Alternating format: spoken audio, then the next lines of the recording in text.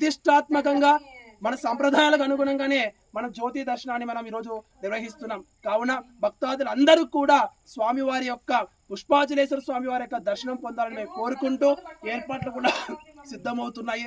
ఉదయం నుంచి కూడా ఈ కార్తీక పౌర్ణమికి 15/11/2024 కార్తీక పౌర్ణమి శుక్రవారం రోజు కూడా భక్తాదులు ఉదయం నుంచి స్వయంభూ శ్రీ పుష్పాచలేశ్వర స్వామి వారి దేవస్థానం చేరుకొని స్వామివారికి దీపాలు వెలిగించి పూజా కార్యక్రమంలో పాల్గొని స్వామివారి యొక్క దర్శనం చేసుకొని తీర్థప్రసాదాలు కూడా స్వీకరించి వెళ్ళడం కూడా జరిగింది.